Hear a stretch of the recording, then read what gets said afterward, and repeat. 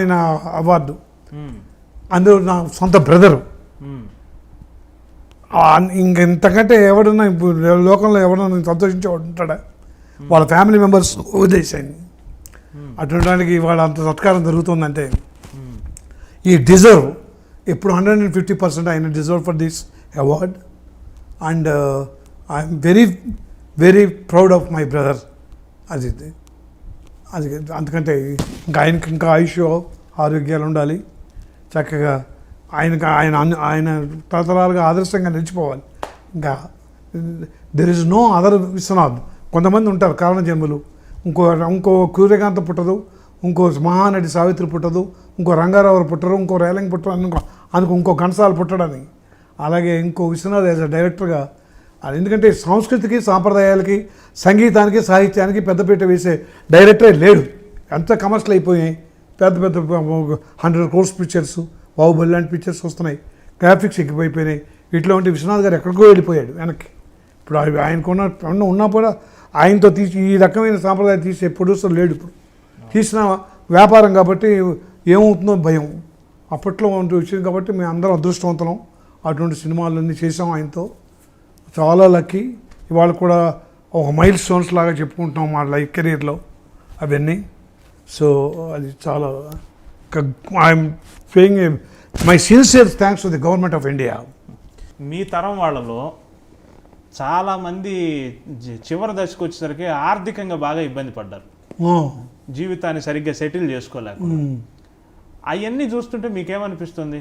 చాలా good question. ఎందుకంటే ఎవరిని అడిగితే చెబుతానికి చాలా రెడీగా ఉన్నా. నేను ఇండస్ట్రీకి వచ్చినప్పుడు ఫుల్ స్వింగ్లో ఉన్నవాళ్ళు కాంతారావు, రాజనాల, ముక్కామల వీళ్ళందరూ కూడా మంచి బిజీగా ఉండి 2 call sheets 3 call sheets పనిచేస్తున్నారు. వాళ్ళ ఆస్తులు ఏం పెట్టుకున్నారో నాకు తెలియదు కానీ బాగా మంచి బిజీగా ఉన్నారు. అట్లాగే సూర్యకాంతం, ఛాయాదేవి వీళ్ళందరూ కూడా క్యారెక్టర్ ఆర్టిస్టులు కూడా, రేలంగి వీళ్ళందరూ కూడా నేను వాళ్ళు మంచి స్వింగ్లో ఉన్న టైంలో ఎంటర్ అయ్యా. సరే రామారావు నాగేశ్వరరావుని వదిలేసేయండి, సావిత్రి వీళ్ళందరూ తర్వాత ఇదిగో వింటూ ఉండేవాళ్ళం. ఆస్తులు కరిగిపోతున్నాయి, ఏదో సినిమాలు తీసి. ఘంటసాల గారు ఒకసారి ఒక సినిమా తీశాడు, సొంత ఊరు అనేది. ఆల్మోస్ట్ అందుకు చాలామంది ఫ్రీగా పనిచేసి పెట్టారట. రామారావు కూడా వీళ్ళందరూ వేషాలు వేసి. దాంతో సర్వనాశనం అయిపోయింది. దాంట్లో ఆయనకి తాకట్లు పెట్టినప్పుడు చాలా చేతకాక చూసే పిల్లలు, చిన్న పిల్లలు మరి అందరు మిస్యూజ్ చేశారో ఏంటో తెలియదు. దాన్ని ఏదో కాంపెన్సేట్ చేయడానికి ఇంకో సినిమా తీస్తే అది కూడా ఏదో. ఈ కాంతారావు కూడా సినిమాలు తీయటం మొదలెట్టి, దీన్ని కూడా కరగటం మొదలెట్టింది. ఎవరు చూసినా ఈ హర్నాథ్ వాళ్ళు అంటే తాగి, రామ్మోహన్ వాళ్ళు తాగి, ఈ వయసెస్కి అలవాటు పడి వీళ్ళు. దాంట్లో కొంచెం రామకృష్ణ జాగ్రత్త పడుతున్నాడు. సరే ఇండస్ట్రీలో ఇది గ్యారంటీ లేని ప్రొఫెషన్లో వచ్చాము. ఈ గ్యారంటీలో ఉన్న ప్రొఫెషన్ నుంచి నేను గ్యారంటీ లేని ప్రొఫెషన్లో వచ్చా. ఇప్పుడు గ్యారంటీ ఉన్న ప్రొఫెషన్ ఏంటి? ఇవాళ మా వాళ్ళు ఇంట్లో కూర్చొని నా కొలీగ్స్ అంతా 60,000 పింఛన్ తింటున్నారు చచ్చేంత వరకు. వాళ్ళని చూస్తే నాకు ఎంత ఈర్ష్యగా ఉందో. వాళ్ళు ఏం పొడి చేశారో నాకు తెలుసు. ఏం పర్వాలా, ఊన ఆఫీసు కూర్చొని కాసేపు కబుర్లు చెప్పి, కాఫీలు తాగి, సిగరెట్లు తాగి, పేపర్లు చూసి 2 సంతకాలు పెట్టేసి, అసలు వారానికి 2 రోజులే వెళ్ళి ఈ ఏఈఓస్ మా అయితే ఒకరు జాయింట్ డైరెక్టర్, డిప్యూటీ డైరెక్టర్ అయ్యారు. 2 బ్యాంక్ ఆఫీసర్లు చాలామంది అయ్యారు, చీఫ్ మేనేజర్గా. ఏంట్రా మీరు చేసిందని. అయినా నీ అంత పాపులారిటీ, నువ్వు వెళ్తే చంద్రమోహన్ ఫ్రెండ్ అని మేము చెప్పుకుంటున్నాం అని. ఇవాళ 60,000 ఎందుకు ఇస్తున్నారా మీ గవర్నమెంట్? మీకు ఏం చేశారంటారా మీరు? 30 సంవత్సరాలు. ఇవాళ నీకు మినిమం గ్యారంటీ మంత్లీకి 60,000 ఉంది. మినిమం ఇంటికి 6 రూపాయలు కూడా లేదన్నది నాకు పని చేస్తే తప్ప. అన్లెస్ నేను జాగ్రత్త పడ్డాను కాబట్టి అది వేరే విషయం. నా సంపాదించి పెడుతుంది కాబట్టి, నేను సంపాదించింది అక్కడ పెట్టాను కాబట్టి, అది సంపాదించి పెడుతుంది కాబట్టి గ్యారంటీ కాలర్ ఎత్తి కూర్చున్నా. అది ఎందుకు చేశాననే క్వశ్చన్కే మీకు ఆన్సర్. ఇదిగో ఇప్పుడు ఇందా చెప్పిన లిస్ట్ అంతా పాడు చేసుకున్నారు. ఇండస్ట్రీకి వచ్చి వాళ్ళకి అంత అవకాశం ఇచ్చినా, సువర్ణ అవకాశాలు వాళ్ళు ఇచ్చినా, వీళ్ళ స్వయం కృతాపరాధాలతో తాగి ముందు రేసులు ఆడేవాడు ఒకడు, మండలు పెట్టుకునే వాళ్ళు ఒకడు, సెకండ్ మ్యారేజ్ చేసిన వాళ్ళు ఒకడు, తర్వాతనేమో తాగి సినిమాలు తీసేవాళ్ళు. నాగభూషణం ఎంత పొజిషన్ అండి? నాగభూషణం ఆస్తులని నాకు తెలుసు, ఒక్కట్లేదు. చివరికి ఒక అవుట్ హౌస్లో పెళ్ళంతో అవుట్ హౌస్లో గాంధీనగర్లో, ఇక్కడ హైదరాబాద్లో గాంధీనగర్లో ఉన్నాడు లాస్ట్ స్టేజ్లో. మొత్తం పోగొట్టుకుని వీళ్ళందరికీ మెయిన్ కారణం ఏంటంటే ఆర్టిస్టులకు పిల్లలందరూ వాళ్ళని మంచిగా కార్లలో పంపించేసి గోల్డ్ స్పూన్తో చేయటం వల్ల మొత్తం చెడిపోయారు. అందరూ పండిత పుత్రులే. అందుకని వీళ్ళు పిల్లలు కరెక్ట్గా లేకపోవటం వల్ల కూడా చాలా దెబ్బతిన్నారు. ఆ రాజనాల పిల్ల అంతే, హర్నాథ్ పిల్ల అంతే, నాగేశ్వర పిల్ల అంతే. రంగారావు కొడుకు అయితే అసలు ఒకడే కొడుకు, ఎక్కడ పడితే అక్కడ తాగి కింద పడిపోయాడు. 12 ఏళ్ళ నుంచి వాళ్ళ నాన్న వదిలిపెడితే ఆ గ్లాస్ వీడి తాగేసావట. వాడు 14 ఏళ్ళ నుంచి అంకులు మా అమ్మడి పడి 100 రూపాయలు 50 రూపాయలు ఇవ్వడం. వాడు వస్తే డబ్బులు ఇవ్వద్దని చెప్తుంటే వాడు రంగారావు. అలాగే రేలంగి కొడుకు సర్వనాశనం చేశాడు. రేలంగి ఎంత సంపాదించాడు. నాగయ్య గారు సంపాదించిన డబ్బు ఇవ్వలేదు. చివరికి 500కి 250 రూపాయలకి మా పక్కన వేషాలు వేశాడు. వీళ్ళందరిని చూస్తే ముందు మనం లైమ్ లైట్లో ఉన్నప్పుడు మనం సెటిల్ అయిపోవాలి. సెటిల్ అంటే గొప్పగా మనకు వచ్చే అవకాశం అందరు బిందెలు పట్టిపోతే మనకి చిన్న చెంబుతో ఉందనుకోండి, ఆ సముద్రంలోంచి మనకి చెంబే దక్కింది. ఆ చెంబును కూడా ఒలికిపోకుండా చూసుకోవాలి.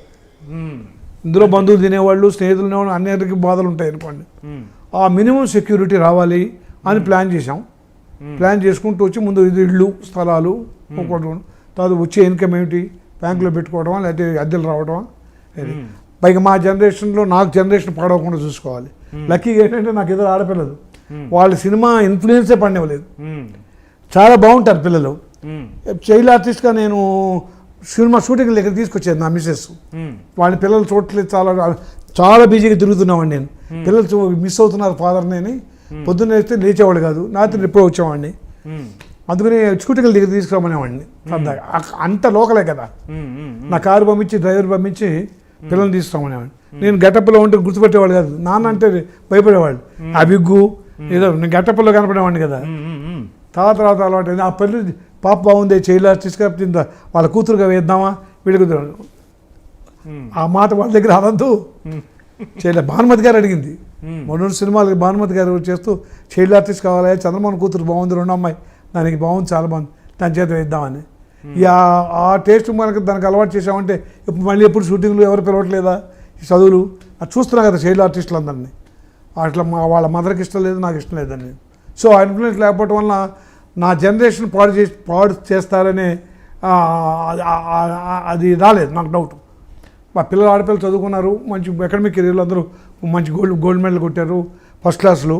వాళ్ళని ఎంతో చదివించారో చదివించేసి మంచి మ్యాచ్లు చూసి మ్యారేజ్ చేశారు. అందువల్ల నాకు ఇక్కడ ఇందా చెప్పిన లిస్ట్ అంతా పిల్లలు పాడు చేయటం అనుభవం పడ్డాయి. దానివల్ల జాగ్రత్త పడ్డాం. అందువల్ల వాళ్ళు సంథింగ్ మనం ఎవరి మీద ఆధారపడకుండా వాళ్ళు పెట్టే పొజిషన్లో ఉన్నాం కాబట్టి వాళ్ళ దగ్గర అడిగే పొజిషన్ లేదు. రాజకీయాల్లోకి రమ్మని ఎవరు పిలవలేదా? రాజకీయ రంగం, క్రీడా రంగం నా డిక్షనరీ లేదు. క్రీడా రంగం అంతా మీరు క్రికెట్ అంటూ ఉంటారా, అసలు నేను కట్ చేసేస్తాను చూడడం. వాడేదో బంతి వేసి వీడు కొట్టడం, పిచ్చిమండి వాళ్ళంతా చూడటం, ఏటా గేము అనేది నాకు కోర్స్ అది పిచ్చి పట్టచ్చు చాలా మందికి. క్రీడా రంగం, రాజకీయ రంగం, వ్యాపార రంగం కూడా. ఇప్పుడు నేను వ్యాపారాలు చేయొచ్చు ఏదన్నా సరదాగా, ఏం పక్కన ఆర్టిస్ట్గా ఉండి చాలామంది చేస్తున్నారు. నాకు అచ్చిరాదని ఒకటి చెప్పాడు ఒకడు, అది ఒక దాంట్లో వేలు పెట్టినా కూడా కాలింది. వాడు పార్ట్నర్స్